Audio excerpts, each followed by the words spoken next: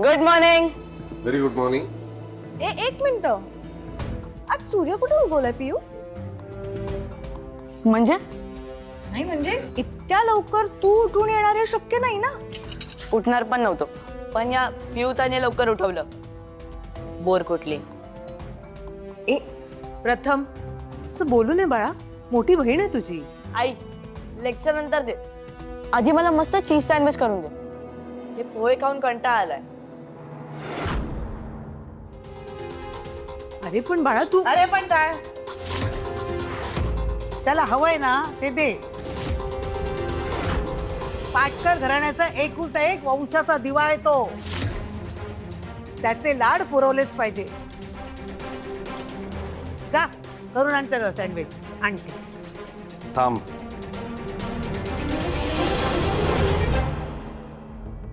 खाऊन घे. बाबा मला नाही आवडत हे पोहे. जे दिलंय ना ते संपव. प्रत्येकासाठी वेगवेगळं करत बसायला आईकडे रिकामा वेळ नाहीये.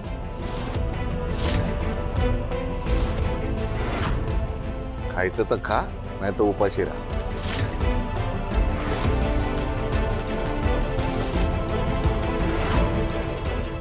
आज सूर्य कुठे उगवलाय? चक्क अविता तपासू कथा आलोय. ए हसायला काय झालं? गप्प बसा.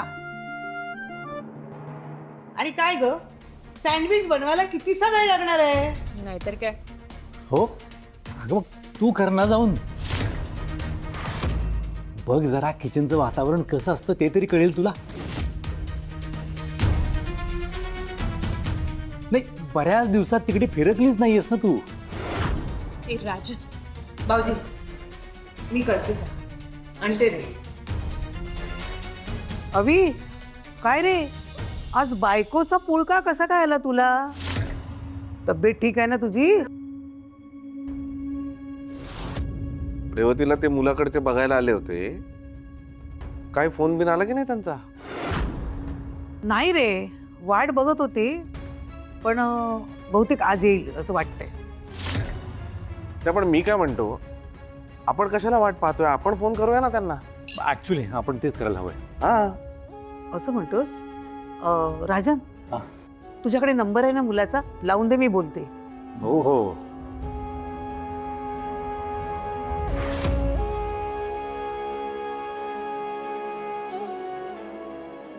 हॅलो, मी मिसेस दुर्गा पाटकर बोलतेय. तुम्ही आला होतात ना माझ्या मुलीला बघायला? तोच तुमचा निर्णय काय आहे ते जरा सांगा ना. काय?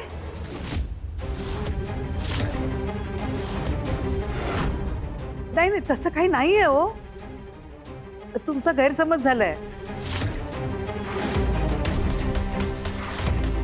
ऐका ना. Hello hello hello.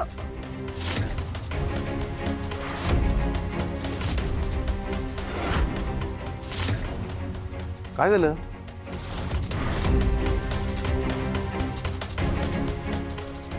आई काय झालंय? आई अगं बोल काय झालं सांग ना. त्यांनी नकार दिलाय.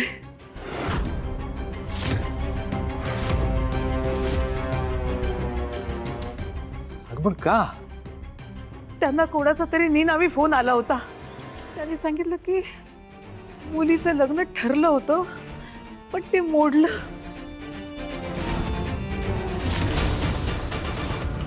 कोण असेल हा?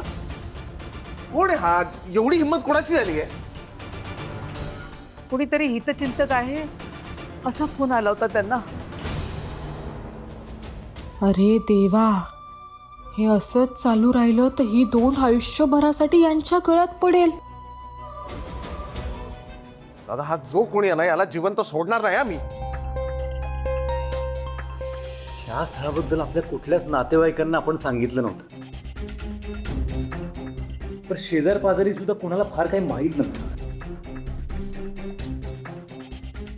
रेवती, तू तुझ्या मित्रमंडळींना कुणाला सांगितलं होतंस का?